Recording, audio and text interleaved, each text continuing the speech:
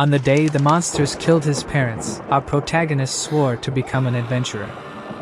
In this world, there is a power called skills granted by gods so that weak humans could face the monsters. Skills are revealed before one turns 12, though they vary from person to person. Among adventurers, the S rank is the pinnacle of power, containing the strength of an army due to its skill. When our main character was a child, he longed to perform heroic feats like those in fairy tales. During a prayer, he pleads to God for power, and to no one's surprise, he gains a skill. Eagerly, he calls the priest to show his new power, but the priest warns him that with his new power, he won't be an adventurer easily.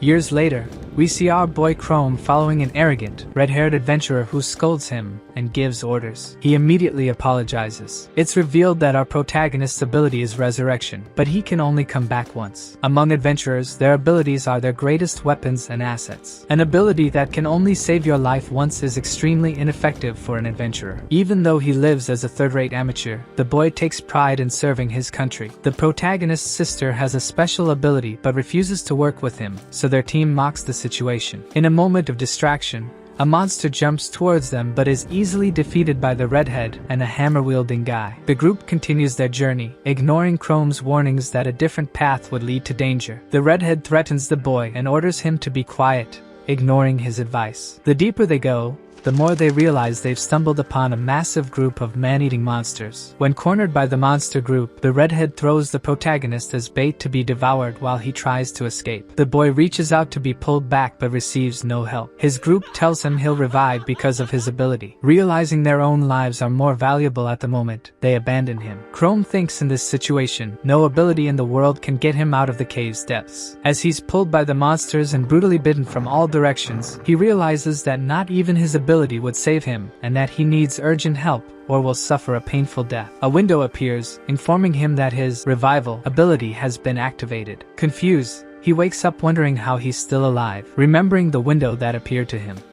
Hopeless, he doesn't know how he'll come back from so far. Then he opens his eyes and sees his hand turned into pure bone. Scared, he looks at the sheath of his sword and realizes his whole body has turned into a skeleton. Again, a window opens, showing his stats and new race. A reborn soul with evil mana in a dead body. A new E-rank discovered race. Remembering his conversation with the priest where he was informed that his resurrection ability was very uncommon and rare for an adventurer, and with a dead body, it would be useless. And his dream of protecting his country with this defective ability was completely difficult, even risking his life every day and being ridiculed. He never gave up. Memories of his sister saying he had no talent and should stop adventuring flood his mind. Frustrated, the boy assumes his little sister was right all along, and that he would be a good adventurer if he were lucky enough to have obtained a useful ability. However, he ends up motivating himself, thinking that monsters also evolve. The higher the level, the stronger they become. Believing he can become an S-rank adventurer, which he had given up on long ago.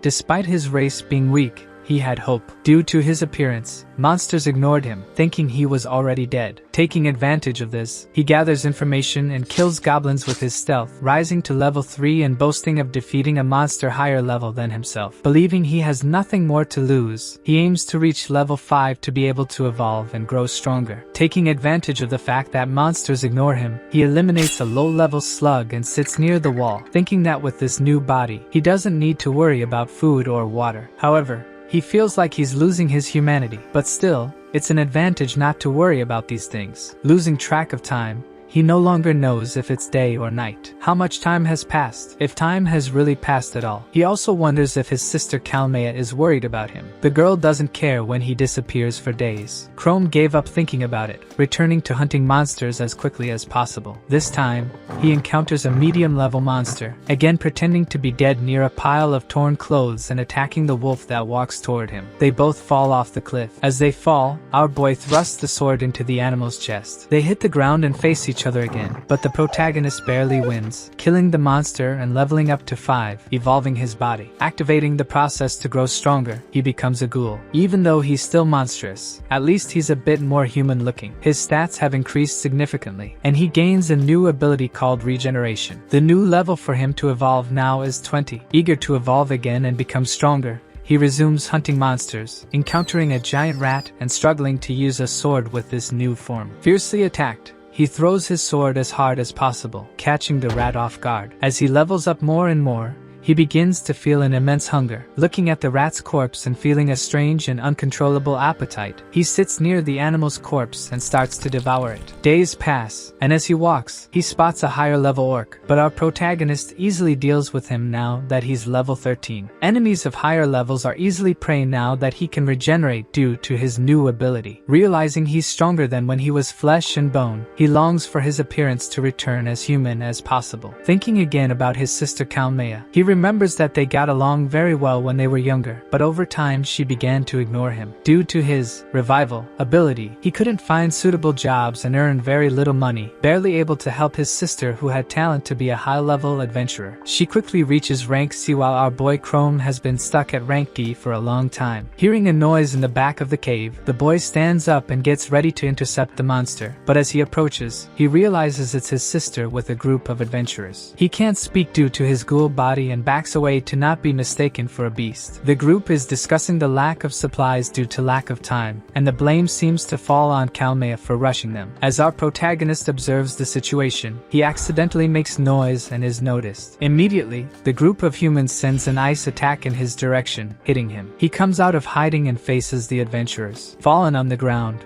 observing the level of the humans in front of him, discussing the best way to kill him, he tries to find an escape route when a guy with a flaming sword advances toward him. As if that wasn't enough, a girl with pink hair rushes toward him as well. Realizing he can do nothing but dodge, he prepares to counterattack and ends up subduing the flaming sword boy easily. Taking advantage of the situation, he starts to run. The girl in pink then continues to chase him and begins to attack him. Using his claws, he throws the girl's sword away, running even deeper. Suddenly, an ice magic comes in his direction. It's his sister Kalmea, who pierces his legs, leaving him immobilized. Realizing he can't walk anymore and is about to be finished off by his younger sister, he uses his regeneration ability to force his vocal cords, managing to spell out Kalmea and scaring his sister, who misses the spell. His plan to distract her worked. The girl, not understanding anything, prepares another spell. Then the protagonist pretends to go towards her, knocking her down and taking advantage to flee again. The group of humans begins to argue among themselves. Our boy Chrome, now far away, breathes a sigh of relief for managing to escape from high-level adventurers, thankful for having the regeneration ability. It had been a long time since he had seen his sister in a dungeon. He remembers that he was the one who taught her how that place worked, but he was quickly surpassed by her. Determined to go in the opposite direction of the human group to avoid encountering them again, he wonders if the group plans to go deeper. Humans cannot stay in the dungeon for too long to avoid being affected physically or mentally. But worst of all, the mana at the bottom of the dungeon is toxic to humans. The longer at the dungeon's end, the more it destroys a person's body. Worried about his sister, he decides to follow her for a while. Kamiya's group comes across the corpse of an adventurer. Apprehensive, they prefer to return to the surface, but the protagonist's sister is determined to continue exploring. Suddenly, an enraged level 22 ogre appears, catching everyone by surprise. Chrome, seeing the situation, realizes that if he tries to help them, they'll think they're surrounded by monsters. Decided to just watch for now, the flaming sword boy yells that they should have returned earlier. Kalmea asserts that she can hit the ogre with her ice magic. Even with doubts about whether she can defeat the monster or not, they decide to fight. A destructive attack goes towards the group. The girl with pink hair tries to dodge, but when she manages to escape the monster's first attack, she is grazed by his arm. Lena is thrown away and gets up with aches all over her body. The protagonist's sister prepares an ice spear, but the ogre quickly destroys her attack. Realizing that any kind of resistance is useless, and that they are too weak, they decide to launch the most powerful joint attack possible. The boy with the sword whispers something to Lena. During the fight, when Kalmea was about to prepare her attack, Lena uses her speed magic to escape and take the boy with her, abandoning the protagonist's sister. Even after being betrayed and abandoned by her friends, Kalmea doesn't give up and prepares her spell, hitting the ogre precisely and ripping off his arm. She is hit by the monster's club and thrown to the ground. Chrome runs towards her as fast as possible, blocking the attack from the ogre that would hit his unconscious sister. Enraged,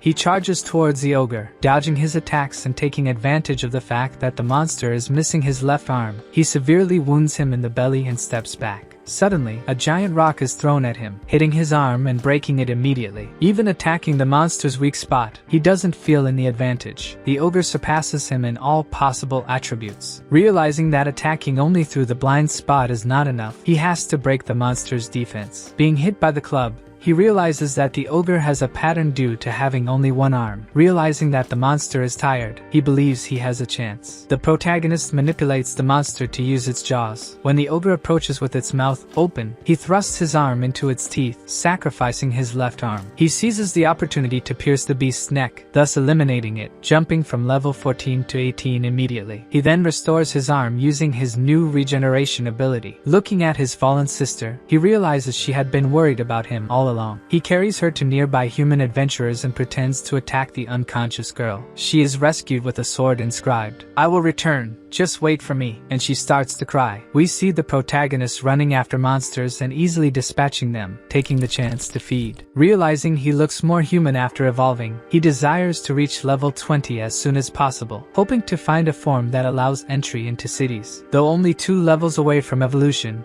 he must hunt high-level monsters to level up, but he dreads facing another ogre again. Away from the depths of the cave, Chrome hunts low-level monsters while feeding. He is caught off guard by a level 21 gargoyle. Monsters of this level shouldn't be in this region. Hit by a purple blast from the gargoyle, he is also superficially cut on the face. He is thrown away by an elbow blow. He thinks he only defeated the ogre due to his sister's blow that removed its arm. Even after leveling up, he feels unable to defeat a gargoyle yet. Hurrying and running, the monster pursues the boy, who manages to land a precise punch on its face, but it has no effect. While fleeing, Chrome comes across a cliff. As he's about to receive a blast of purple fire, he jumps off the cliff and grabs onto the wall. The dumb gargoyle flies after him down the cliff. Surprisingly, the protagonist jumps on its back, digging his claws as deep as possible into its body, preventing it from flying, thus killing it with fall damage, immediately rising to level 20. A window quickly opens informing him he can now evolve. Eager to regain a human appearance, he quickly accepts the evolution. His body glows, and he evolves into a transmorph, increasing in size and gaining an irremovable mask, a new ability called masking, and increased stats. He quickly activates his new ability, assuming a human appearance, resembling his former self when alive. Now he can speak and remain transformed for 4 hours. The dungeon starts to shake, and a giant rock falls where he was. The earthquakes are caused by the corpses of large monsters that have accumulated toxic mana. Perhaps that's why high-level monsters are rising in the dungeon. Another gargoyle appears. Since he no longer has his claws with this new form, he throws a stone at the gargoyle, but it's ineffective. He receives a blast from the monster. He jumps toward the purple fire and punches it hard, then grabs it and breaks its neck fiercely. Abusing his regeneration ability, he can now pass through fire while healing. Our boy Chrome believes he could easily kill an ogre alone. Even though monsters are powerful, they are not intelligent. The protagonist is a powerful and intelligent monster. As he ponders, a horde of gargoyles flies toward him. He quickly starts fleeing and seeking hiding spots. The monster appearance rate in the area is skyrocketing, assuming something is definitely happening deep in the dungeon. Now hunting gargoyles, he aims to level up, although the next evolution is only at level 50, and he remains at level 21. Chrome thinks that if the monsters keep emerging from the depths of the dungeon, they will end up reaching the surface and causing a disaster. The only way to prevent this is by defeating what is driving the monsters from the depths. Hearing footsteps and preparing to attack, he quickly realizes they are humans, even stronger than Kamiya's group. From what Chrome heard, they are seeking to defeat the monster at the end of the dungeon to prevent the disaster. Accidentally spotted by the human group, an arrow flies toward him. The archer has an ability called Artemis Eyes, which gives him improved vision and senses. The adventurers give whatever is there 3 seconds to come out. The protagonist quickly masks himself with his ability, pretending to be an adventurer, but the humans question why he was hiding. He claims he didn't know if they were thieves or adventurers, but it doesn't seem to convince them. Even after changing his appearance, Chrome believes they are still suspicious of him. Archer Guido is introduced as an unfriendly guy to be ignored for now. The bearded man believes this intermediate area of the cave is too dangerous, and the boy has no scratches on his body. Being unarmed, alone, and dressed in rags, he would hardly survive in this area. Our protagonist fears being discovered since Guido is extremely suspicious. Afraid of being attacked first, he considers a direct attack on the human group to escape, while they look at each other suspiciously. The girl from the group immediately approaches him and asks if he'll be okay alone, surprising him with her lack of suspicion. Guido quickly reprimands the girl for approaching in such a way, especially without knowing if he's a thief or an adventurer. Shelley replies that he's not a bad guy, and she could tell just by looking at his face, getting curious and asking many questions to Chrome, leaving him embarrassed. She even offers to help help him get out of the dungeon. Chrome then runs away, and the bearded man prevents Archer Guido from shooting him with an arrow. Shelly worries if the protagonist will be okay alone. Guido scolds her for offering help to a suspicious stranger. Shelly says that even though he's strange, there's no way he could be a bad person, and they need to help people not die in the disaster. The bearded man comments that he was very suspicious and was probably in exile, and even if he wasn't, they couldn't force someone to be with them, especially if they distrusted them. Distrust is essential for an adventurer, but Shelly is too virtuous for that. So they continue on their way toward the boss, determined not to let another disaster happen. Chrome, now far from where he encountered the humans, was happy to be treated kindly after a long time. Realizing he couldn't meet Shelly's group again, he feels discouraged. The bearded man's group encounters the dungeon boss. To defeat such a high-level opponent in a prolonged battle is almost impossible, especially a boss, so they decide to go all out. The bearded man launches a slashing attack at the monster, which blocks it with its arm, but he takes advantage of the situation and tries to sever the boss's limb, but its skin is as tough as steel. Shelly uses her Princess of the Sword ability, determined not to lose a sword fight. She advances toward the monster, landing an attack on its abdomen. Then an arrow flies into the Gargoyle King's shoulder, but no attack has caused any effect so far. Even though powerful and resistant, the creature is still very slow. The bearded man crosses swords with the beast, but he is surprised when the boss reveals to also have an ability. Hey, wasn't it only humans who had abilities granted by the gods? Fiery vortex, immobilizing his arms and burning them. The bearded one realizes that his group has already lost hope. As a leader,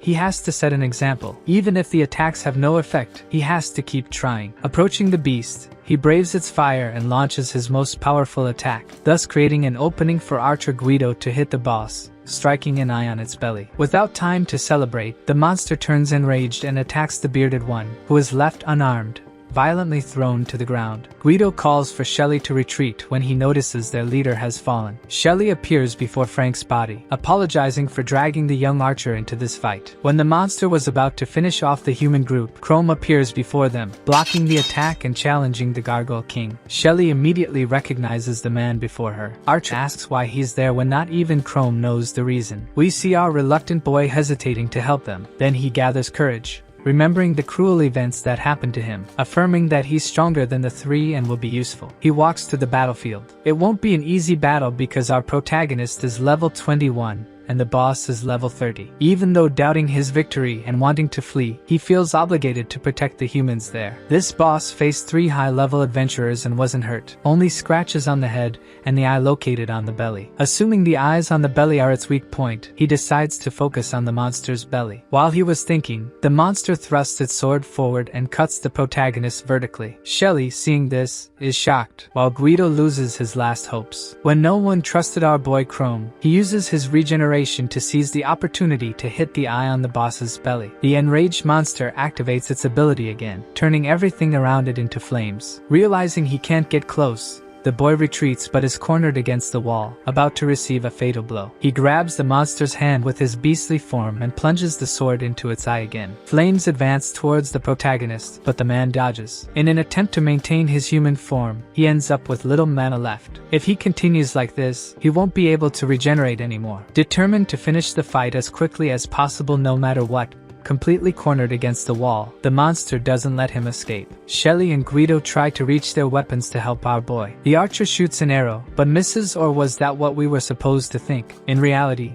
he was aiming above the monster, causing giant rocks to fall on its head, creating an opening for the protagonist to plunge his sword as deep as possible. Still, it's not enough. The monster writhes in pain, but doesn't fall, transforming his human arm into his monstrous arm again. He punches the beast's belly as hard as possible, thus bringing down the dungeon boss. He even managed to go from level 21 to 25, believing that killing this boss would return the dungeon to normal. Even after saving the group, the archer still looked at him with suspicion, while Shelly approached, introducing herself and thanking him. When asked his name, he realized his mana was running out, immediately running as far away as possible. Does he fear women? Guido was only interested in the dead boss's core, while Shelly was enchanted by our little monster's humility. Frank rises completely destroyed, now having faith and confidence in our boy Chrome. The group takes the monster's core, affirming that if they ever see our protagonist again, they will reward him. Already far away, our boy transforms into a monster again. After all, he can only maintain the human form for 6 hours. His mana will fully recover by noon with some rest. Perhaps he could live locked up at home, right? After our monster protagonist saved the group, they returned to the guild. Everyone was discussing what had happened. An old broomstick was saying that they couldn't have done it alone. Shelly,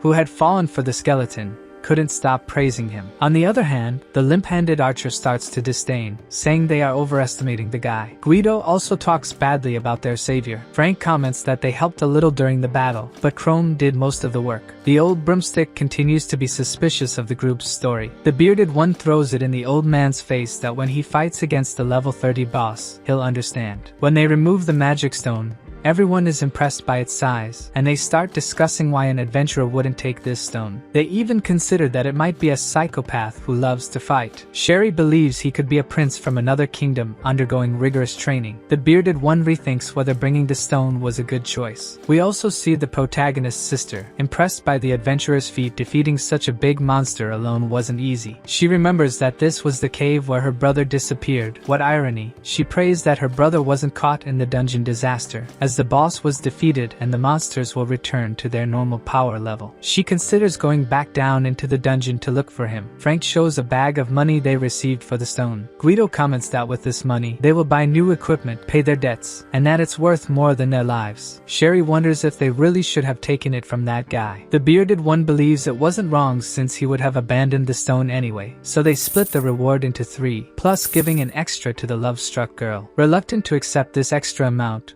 Sherry asserts that she will repay his kindness one day. The group bids farewell to the girl who is returning home. Apparently, she lives in a church and uses the money to cover expenses. Sherry's group doesn't like this. According to scholars, the world won't last more than a century. With every boss that appears, they get stronger. They believe keeping useless orphans alive is hypocrisy, but Frank still claims that everyone must have a reason to fight, and Guido also has one, which is why he agreed to fight the boss. The bearded one can't convince Guido, who comments on the name of the place where Sherry lives, the ruined city of Off-Field, and calls the city crap, showing Chrome hunting more monsters. His level has stagnated due to only killing low-level monsters. With his current level, he believes he can stay in the city to gather information even if it's just for a few hours, but soon realizes that he can't completely hide his prey and marks. He only managed to hide it from the bearded one's group due to the darkness of the dungeon. We're shown a memory of Chrome, where the red-haired traitor virgin receives a mission to go to the city of Off-Field, the city where Sherry lives, and refuses to go,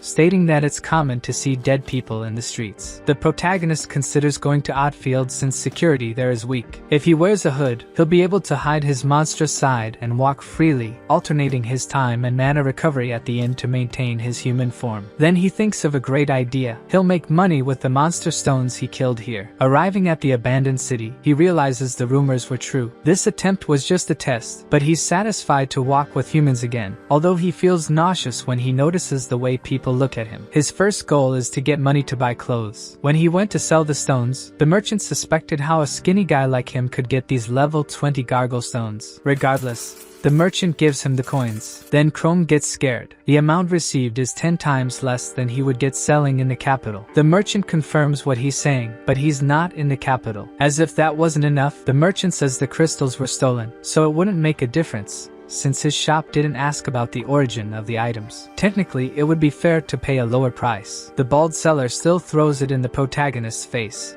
saying his clothes have human blood on them, then gives him some advice. He can wander around, but he shouldn't leave the city no matter what happens. Chrome leaves the store believing he won't last 3 days with that amount of money. From the beginning, the seller had the advantage, even if it was a negotiation. While walking, he is approached by an elephant nose. Worried about being discovered, he asks what the man wants. He introduces himself as Jeff and claims Chrome shouldn't be afraid of him, especially since he's part of the Off-Field Guild. The blonde comments he noticed Chrome wasn't from the city, so he would teach him some rules. Due to a slip-up by the protagonist, Jeff presses him against the wall, demanding all the money he got selling the cores, claiming he only got them by stealing, and if he didn't comply, he'd stop protecting him. Chrome realizes he's being extorted and becomes furious with this odd-field city, so he refuses to give the money. The blonde underestimates the boy when suddenly he's thrown to the ground with force. Jeff's allies mock him for being knocked down by a kid. The protagonist realizes the man in front of him was at most level 20. The enraged blonde draws his sword, then his allies hold him back so he doesn't kill the boy. Taking advantage of the situation,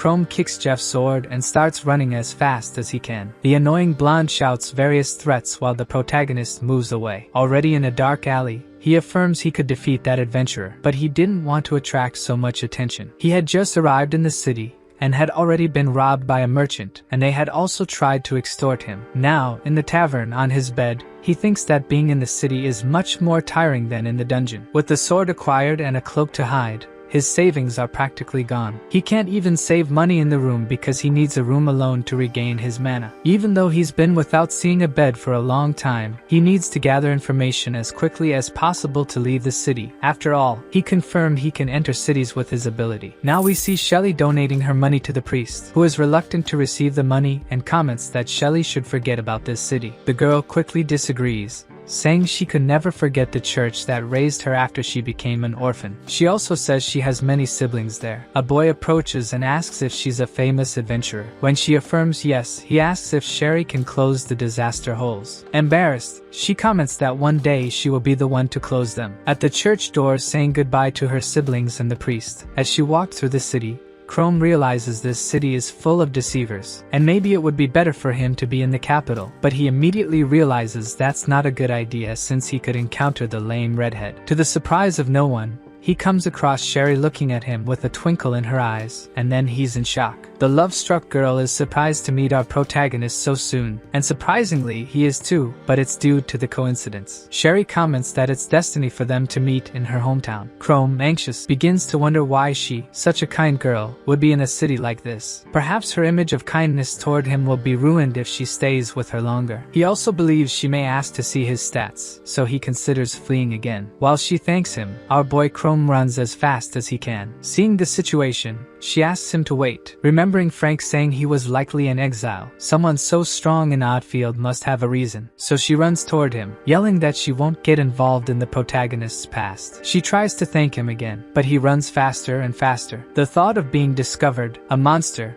crosses his mind. The girl loses sight of him but ends up in a frightening fog. Realizing he's trapped against a wall, he uses his claws to escape. When he's about to reach the top, his sword, which cost a good amount of money, slips from his hand. In desperation, Chrome jumps and grabs the sword, when Sherry finds him in a very embarrassing position. Our boy, seeing the woman almost faint, then both apologize to each other for the embarrassing situation they created. Chrome, suspicious, asks if she won't do anything against him. After all, he's afraid of women. The love-struck girl says he's her lifesaver and that he probably has reasons to flee. In reality, the protagonist feels grateful to find someone he knows in a way, being able to even talk to the adventurer. Sherry asks our little monster's name and is happy to be answered. In Chrome's head, he can't stop thinking that talking to her was a bad idea. As they walk together, he asks the girl why she's in a place like this. Realizing it was too intimate, he apologizes, but she's already too in love to care about that. So Sherry tells him that this is her hometown, where she was born and raised and that she visits daily. She also comments that the city was a prosperous city half a year ago. The protagonist remembers that a dungeon disaster is responsible for leading the city to this deplorable state and realizes that the city they were talking about is the one he's in right now. Oddfield. Curious, he asks Sherry for information about the city. She says that this city was one of the most beautiful and that many years ago, it was very lovely. But when she was still a child, there was a dungeon break known as the Disaster Hole near the city. When monsters began to invade, the cowardly nobles fled to other places. It didn't take long for the city to fill with bandits and monsters. Even though the bandits protect the residents from the beasts,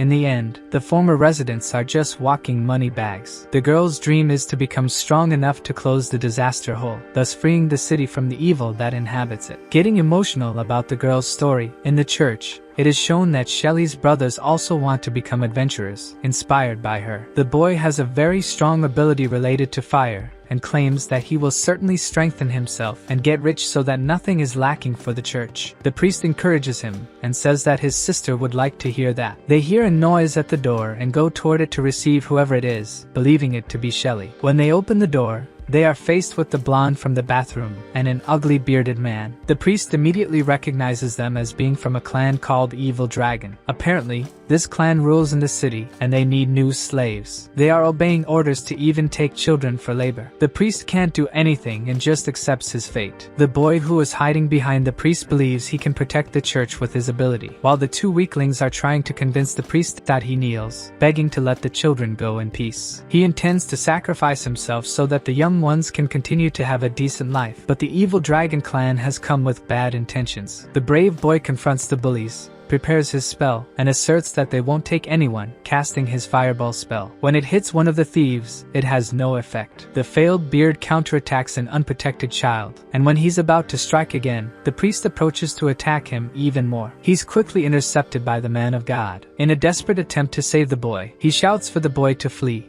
Already with tears in his eyes, he obeys the priest's order. Jeff, enraged, is reprimanded by his ally. As he speaks, he brutally assaults the priest. The children who heard the noise rush to the priest, but they come across two cowards who are about to torture the man. Chrome asks Sherry for help because he's unsure how to navigate the city. She says she'll do everything she can to help him since she knows everything about the city and its surroundings. Suddenly, she remembers she sold the protagonist's stone and promises to return it, but Chrome only wants 200 gold. When he's about to talk more with the girl, Sherry hears her name coming from a direction. As she turns around, she sees her brother Teal running toward her. She quickly scolds him, saying he shouldn't be there alone. He cries, saying they're going to kill the priest, and the church has been invaded. Upon hearing this, the girl is shocked and apologizes to Chrome as she won't accompany him to solve another issue. Seeing Sherry's reaction, he offers to go with them. Memories of his childhood with his sister and the priest who raised them come to mind. Even though he can't help, he feels this is also his issue. What a man, my friends. As the priest receives relentless lightning attacks, the assailants become enraged. They want the priest to give an order for the children to follow them and become their slaves, claiming that even if the priest dies, the children will go with them one way or another. Believing these are his last moments, the priest tells the children he loves them and asks them never to forget him, intending to make the poor priest an example so the children realize the strength of the evil dragons. When he's about to finish the poor man, Chrome arrives in time, stopping his attack. The failed beard is enraged by someone meddling in his affairs, while the blonde from the bathroom remembers the humiliation she suffered from the protagonist. Sherry recognizes the two men when she sees the dragon symbol on their clothes. The lightning man prepares to enter combat. The priest, seeing the story unfold, worries about Sherry. Jeff recalls his encounter with the protagonist and mocks him, saying he fled with his tail between his legs, affirming that there's no escape now. He was going to beat Chrome up. The priest could only pray for them to escape safely. The blonde mocked the protagonist and his weapon until the end, saying it was his first battle and that he was trembling with fear. Little did he know that someone as weak as him posed no threat to our dear protagonist. In the blink of an eye, Chrome attacks with his sword, surprising his enemy, even questioning if he was weaker than the pale boy in front of him. Enraged, he prepares to attack, but our boy quickly disarms him. This battle was too easy. Chrome approaches, saying he was trembling, but it was out of anger for such an insolent existence like his. Then Jeff starts trembling with fear of our main character. An ability called Thunder Shock is launched toward Chrome, who quickly jumps back. In the blink of an eye, the poorly bearded man jumps at him, trying to hit him with his sword. The swords clash. The man says that dealing with Jeff is one thing, but enduring his attacks means he's no ordinary person. But someone as strong as him wasn't as smart to challenge the evil dragons for a church in ruins. It was madness. Chrome worries about keeping his ability active because his mana isn't unlimited. Recognizing that the man in front of him was as powerful as his beast form, he would have to deal with it differently. Taking advantage of the situation, Jeff tries to hit our protagonist from behind, but our dear Shelly blocks his attack. The girl challenges the young man to a duel. Jeff, thinking he's the protagonist here, believes everyone is against him. Poor guy, I just pity him. Enraged, he goes after the girl. As their swords clash, the girl gets the worst of it and loses her balance, realizing that the guy in front of her is at a higher level. On the other hand, the blonde from the bathroom smiles at being stronger, stating she won't lose to a woman like her. He begins to mock Sherry's inexperience. In Chrome's fight against the old man, The two are evenly matched in strength. This failed beard claims that even defeating both of them won't change anything and that this fight is futile. Chrome gets enraged upon hearing that it won't amount to anything because he refuses to give in to unbearable people like them, refusing to surrender no matter what. Mocking the protagonist and saying he didn't want to be in a place like this mediocre city, he uses his ability known as Thunder Sword, imbuing his spell in his sword, gradually increasing its destructive force, threatening to destroy everything and everyone who stood in his way. He unleashes the attack toward the protagonist, who is unable to defend due to his sword's wear. Sherry, observing their fight, can't help but feel worried. After all,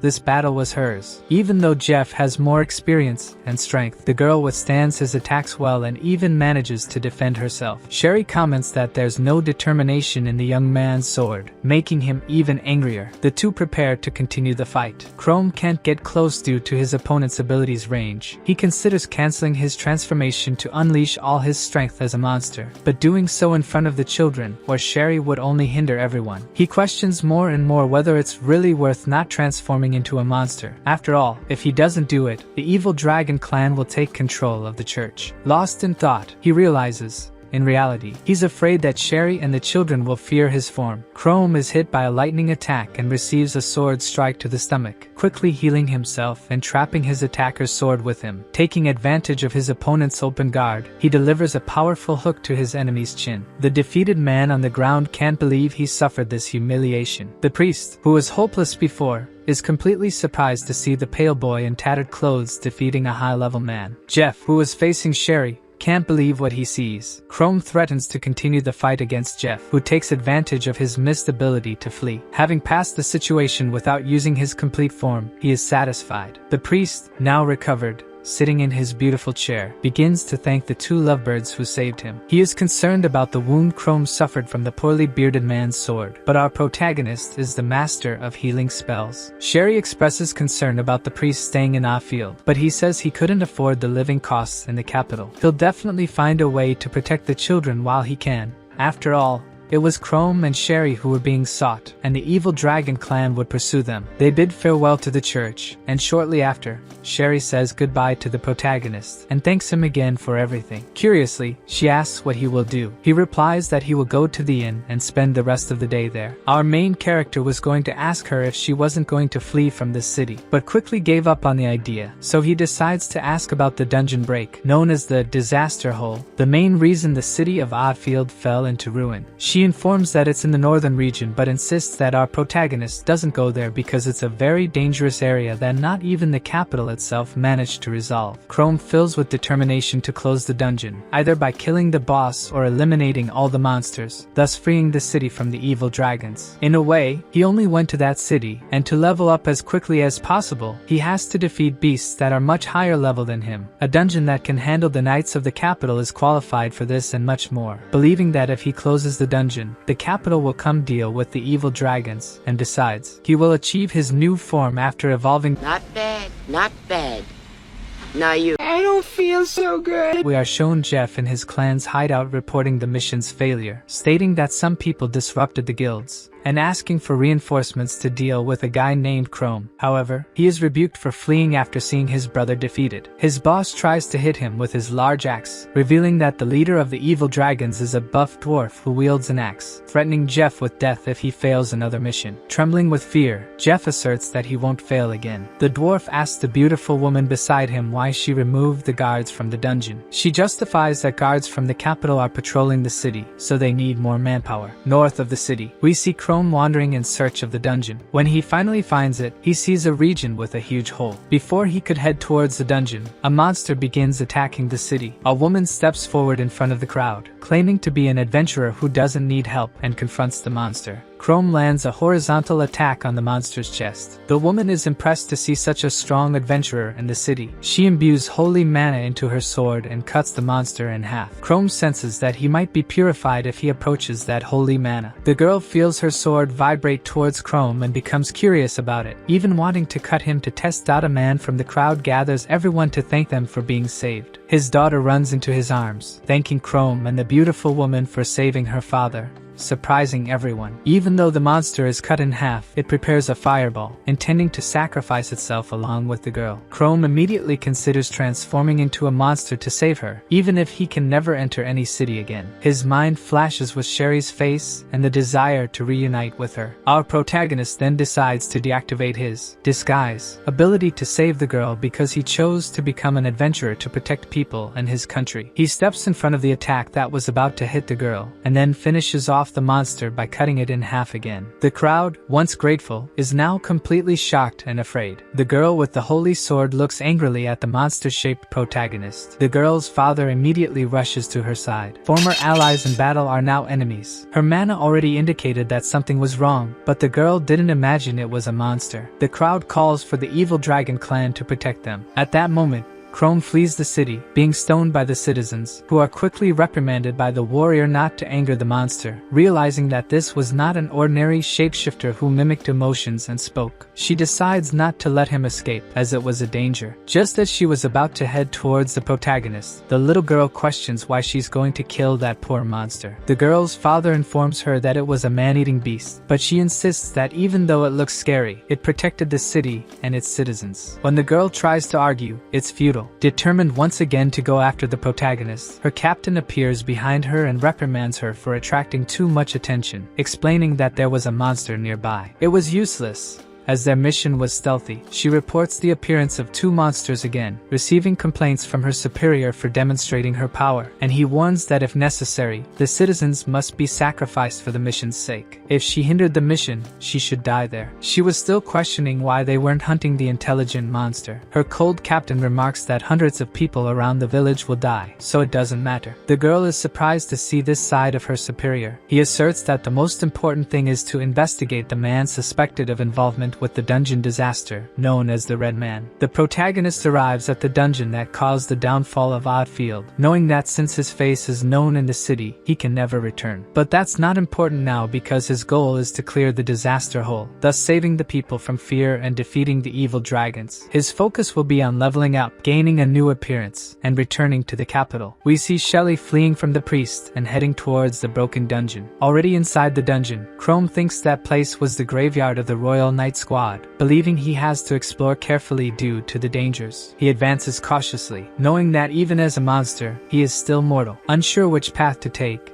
he lets the weight of his sword decide his way. While walking, he is caught in a web trap. The spiders quickly prepare their abilities and throw stones at him. He ends up getting trapped from all sides but takes advantage of the situation and pulls the spiders close. Since they are caught off guard, they are easily finished off by the protagonist's claws, allowing him to level up from 25 to 26. Even though it's a shallow part at the beginning of the dungeon, the spiders were of a very high level. The spiders were below the protagonist's level, yet he still leveled up. Imagine when he encounters a monster that is much higher level than him. Going deeper, he spots a gigantic demonic spider. Since he was looking for high-level monsters, he quickly found one. Even though it was of a much higher level than expected, the spider lunges towards him and impacts where he was. Dodging, he intends to flee since this spider was stronger than the Gargoyle King. But quickly, the spider keeps up with him in the chase. While fleeing, he spots a hole that the monster couldn't enter due to its size, but he was deceived. In reality, the hole he entered was a trap set by the spider. Seeing that there is no escape, he prepares for the fight. Despite the spider being of a higher level, he manages to match its speed. Using the spider's leg for support, he attacks from above, but it has no effect. However, he realizes he has the advantage in the fight because he is quick. The spider uses its ability towards the protagonist, who hides behind a rock, launching it again at the rock and destroying it. Realizing that this spider's attack could kill him in one blow, he cannot allow it to continue using this ability. He has to force close combat and defeat it quickly. Since the monster hasn't launched another attack, Chrome assumes he needs to wait for a certain time to use the same ability again. If he maintains the attack's consistency, he should be able to prevent the spider from using it again, using its webs to try to trap the protagonist. But it's futile. Chrome realizes that if he gets caught in one of these webs, he won't be able to escape without someone's help. He has to move carefully and prepare for everything. Even with the feeling of being definitively trapped, he can't afford another skill. Dodging is difficult due to the height of this form, which is quite tall. If only he were a bit smaller, he'd have an even better advantage. Determined, he uses his disguise ability. Since in this form he's smaller, and easier to dodge. He jumps onto the spider and thrusts his sword into one of its eyes. Not that it makes much difference, this spider has more than 6 eyes. When he tries to attack another eye, the spider quickly counterattacks. He realizes that if he focuses so much on the attack, he neglects to defend himself. Losing focus for just a few seconds, the spider ensnares him in its web. Chrome desperately tries to cut the web, but realizes it's futile. The spider pulls him closer, and when it's about to devour him, the protagonist pulls his sword and cuts his own arm that was trapped in the web. The spider takes a moment to understand what happened, but when it realizes what the boy did, it becomes enraged. Chrome jumps on its head and plunges his sword as deeply as possible. Immediately, he levels up from 26 to 33, relieved to have defeated a monster that is more than 10 levels above him. He tries to understand how he really won this battle and concludes that he was lucky that the terrain favored him. Grabbing his arm from the mouth of the defeated monster and putting it back in place, his regeneration ability causes his arm to return to normal. Realizing that he took a lot of damage, he decides to rest because it was a tough battle. Feeling much calmer inside the dungeon than in the city. After all, he didn't have to hide his identity from anyone. So, he decided to advance even further when his mana recovered to become even stronger. As he ventures through the dungeon and eliminates monsters, he marks the places he has been, but he was walking in circles. It had been over a day since he entered the dungeon, but he still hadn't reached the deeper parts due to walking in the same place. Satisfied with gaining levels while killing monsters, however, he still feels that he is late being there. Our boy Chrome is already level 37. His mana, stamina, and life stats have increased significantly. He feels hungry after all. The last thing he ate was the corpses of the demonic spiders. Even as a monster, he feels satisfaction in eating. Suddenly, he hears footsteps, but he assumes it's a malignant eye or a flying creature. In fact, he feels as if they are human steps, but it can't be. Upon second thought, it seems impossible to have a human in that region. But if that were the case, it would be terrible for someone to find him in this appearance. Determined to use his disguise ability, he takes his human form and prepares for whatever is coming. Sherry spots something sitting and wonders if it's a monster. She considers it might be a demon and says that if it is, she'll run as fast as possible. About to use a magic stone,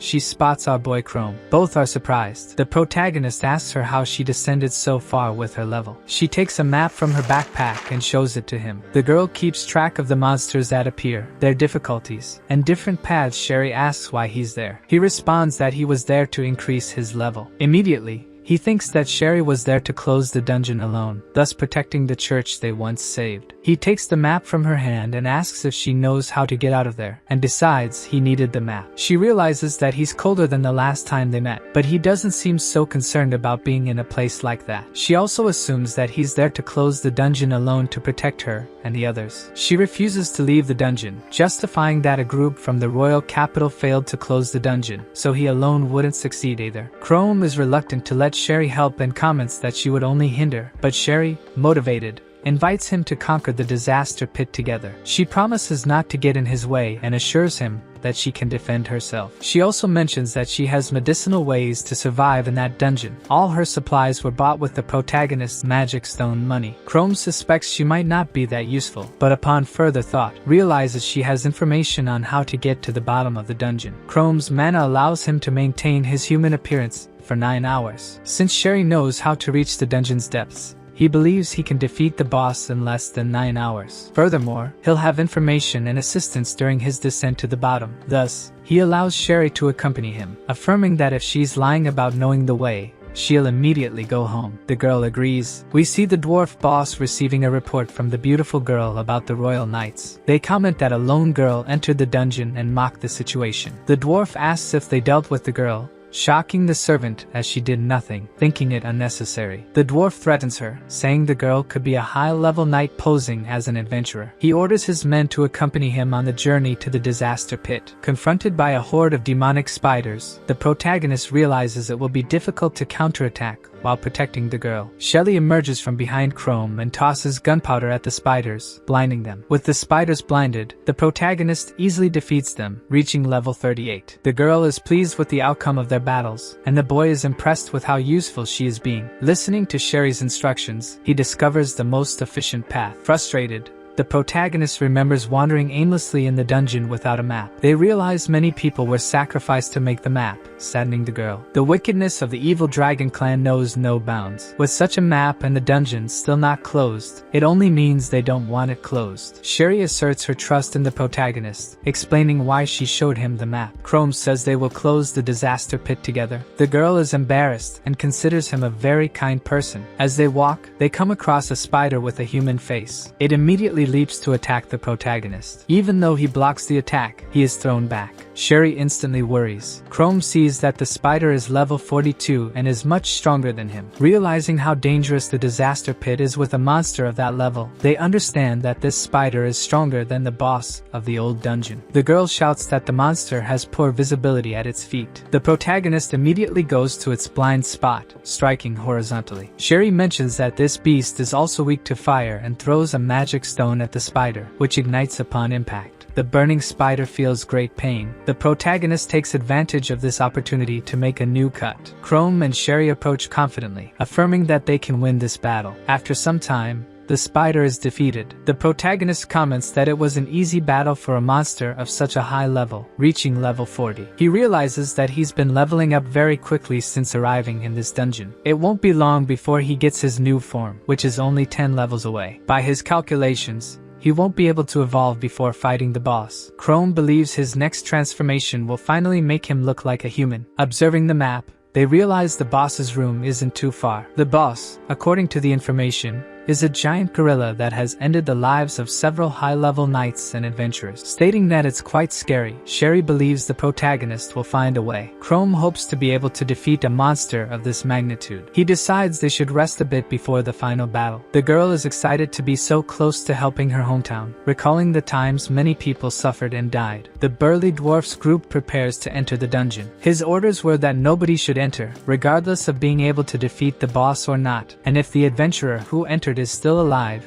she must die. Observing the map and discovering the deepest part of the disaster pit, where the demonic monkey boss resides, if they defeat the boss, the monsters would remain in the maze and would no longer come out, thus the city would no longer suffer from dungeon disasters. The protagonist still has a good amount of mana left, so he can maintain his form for longer. His disguise ability doesn't consume much mana, considering sending Sherry home and facing the boss alone. But the demonic monkey was able to defeat countless knights after all. Instead of fighting the boss in his monster form, he believes the chance of winning will be higher with the girl by his side, supporting him with her preparation methods and knowledge. However, he considers that she has already guided him enough. He asks if the girl has any intention of returning. She affirms that she has information about the boss and ways to fight against him and also to survive, besides preparing measures for it. With her level, she couldn't defeat him alone, but if she can distract the monster with her life and the protagonist can take advantage of a blind spot or something similar, that's the best way to face the boss together. Chrome realizes she is firm in her decision. No matter what he says, she won't change her mind. Walking towards the level 52 boss, they prepare for battle. Sherry considers the demonic monkey the cause of all the evil in the city of Oddfield. The protagonist remembers what Sherry said about the boss. It's impossible for them to win in a fair battle due to the monster's high speed and extremely sharp claws. The disadvantage he has is that he's only fast in a straight line. His feet are extremely small for his giant body. If they make the monster walk zigzag, he will be much slower. The monster ignores Chrome running clumsily and advances towards him. Realizing that even if he's hit by an attack, it's game over for him. Extremely grateful for receiving information from Sherry. If it weren't for her, this battle would have ended long ago. As he dodges the monster's claws, he makes the monkey trap its claws in the wall. Taking advantage of the situation, he runs towards the monster and attacks its blind spot. In the end, he only managed to scratch it. In an attempt to slow down the boss, he only made it more furious. The blow has to be much stronger to have an effect. Taking advantage of the fact that the boss didn't pay attention to her, Sherry tries to hit it from behind, but causes no damage. Chrome is hit by the monkey's punch, and Sherry shouts for him. Using his regeneration, he's fine again, but he has to be careful not to spend all his mana. He also has to be careful not to use his regeneration magic too much. Approaching the monster and dodging its attacks, he remembers his fight against the Gargoyle King, considering transforming into a monster again to have his full power, but quickly forgets about it because Sherry wouldn't cooperate anymore. However, If he doesn't turn into a monster, probably both of them will die there. He remembers his promise to protect her. The girl has very low stats to escape from the monster alone. Chrome attacks from behind. Even though it has no effect, he draws the boss's attention. The monster has become accustomed to the zigzag tactic and is no longer giving openings. The demon monkey charges poison towards the protagonist. Meanwhile, Sherry takes the opportunity to throw a special powder at the boss, damaging its throat severely. Its senses will deteriorate significantly, especially its vision. The only way for the boss to find them now is by body heat, so they throw a fire stone, confusing the demon monkey. Sherry then cuts the boss's buttocks superficially, realizing that swords would be ineffective. Chrome decides to use his teeth in a bestial manner, biting the monster's leg and tearing a piece off. With its senses already deteriorating, the monster had also lost much of its speed. Taking advantage of its fallen state, Chrome must seize the moment to finish it off. No matter how resistant it is, they should keep attacking until it eventually falls. A red light appears in the monster's wounds, surprising everyone. The boss can also use regeneration. With no more plans, they can allow the monster to regenerate its wounds. When Chrome is about to strike the monster,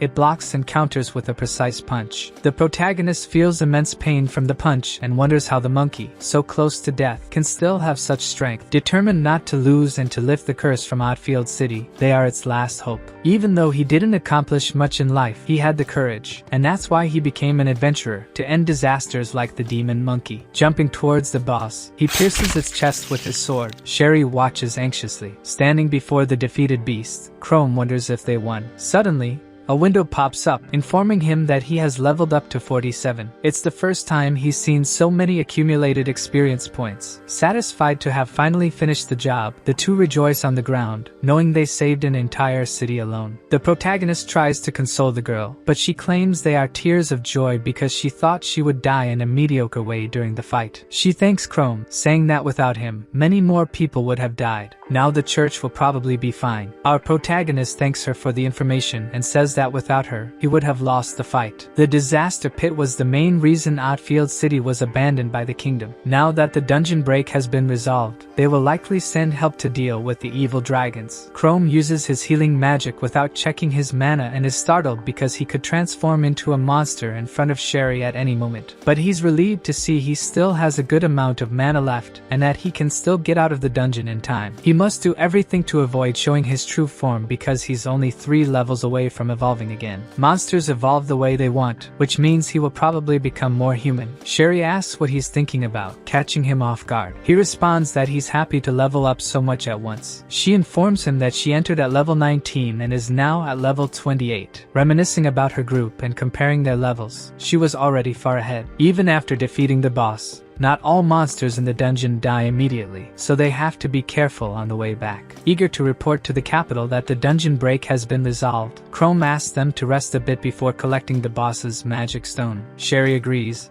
but in a blink of an eye, she screams for Chrome and jumps towards him, being fiercely hit by a fire ability. We see the servant and her accomplices surrounding them. The protagonist wonders why there are so many evil dragons in the dungeon. The muscular dwarf appears before them, saying he has a bad feeling, but he never imagined that the demonic monkey boss would be defeated. Sherry immediately recognizes this failed dwarf as the head of the evil clan. Jeff also appears before them, saying they would have a painful death as promised, and now that they've done something much worse, they would meet a cruel fate. The girl remarks that it's too late, as they defeated the boss, ending the reign of the evil dragon clan. Sherry questions why they don't flee before the royal knights arrive. They scoff, saying they're not cowards, and that the two of them are too arrogant for having defeated just one monster. Their boss could defeat that boss alone, after all. The group of royal knights sent to defeat the dungeon boss were killed by the beefy dwarf, not by the boss. They sold fake maps and ambushed the knights. Their boss says they have no intention of leaving Outfield. Ultimately, the disaster pit was just a lie. They released the monsters and killed citizens to make people believe the story. The dwarf boss orders them to be captured alive and given as food to the dungeon monsters. His henchmen are preparing to attack the youth. Chrome realizes that protecting Sherry will be necessary because the girl is low on stamina. However, he is also running low on mana and health. The protagonist feels they were telling the truth and that dwarf was stronger than the boss himself. Sherry apologizes to the protagonist for their futile efforts. From the start, this plan was impossible. Chrome becomes furious for believing in his defeat even before facing the dwarf, recalling when he was weak and his life was tedious. But now, an entire clan is after him. Feeling feeling proud to have come this far. He died once, and now he's in another identical situation. There's no reason for him to surrender. The main character apologizes to Sherry for her receiving the attack meant for him, stepping in to protect her. The henchmen advance towards Chrome, who takes the brunt of the fight. The exhausted girl frustrates for not being able to help her beloved. Jeff appears, mocking the youth with their fates sealed. The protagonist continues to fare poorly and get injured. The bathroom blonde about to strike our protagonist with a sword.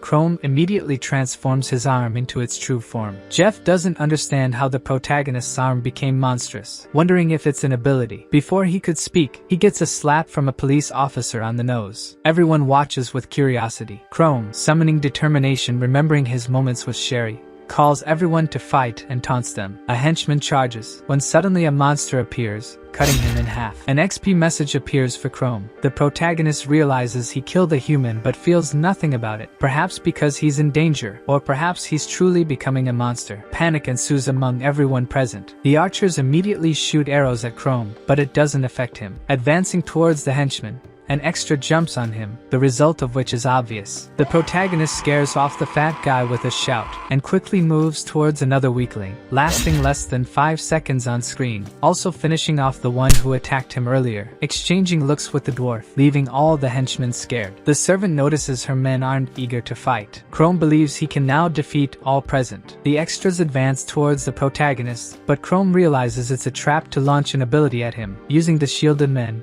the monster stands still to stay close to the dwarf's allies. Feeling exhausted, he thinks of a plan, then charges at a henchman, causing the other to attack him and lower his guard. Without wasting the opportunity, Chrome uses the man's body as a shield for the ability coming his way. The mage is shocked by killing an ally. Chrome reaches level 49 from this distance. The mage believes he can unleash another ability before the monster's claws reach him, but it's futile because Chrome is already by his side, cutting him down. Observing the pumped dwarf, he decides to finish him off, so the clan retreats in fear. But he's surprised as the man in front of him is indeed stronger than the boss he defeated before. The pumped dwarf challenges the monster before him to find out who the true monster of this story is. If Chrome defeats the dwarf, he'll likely reach the coveted level 50. Will his form change after this? Will he finally be accepted by Shelly and everyone in the city? That's something we'll only see in the next video. Thank you for watching. Don't forget to subscribe to the channel so you don't miss out on upcoming videos. Leave a like if you enjoyed it and share with your friends. See you in the next video.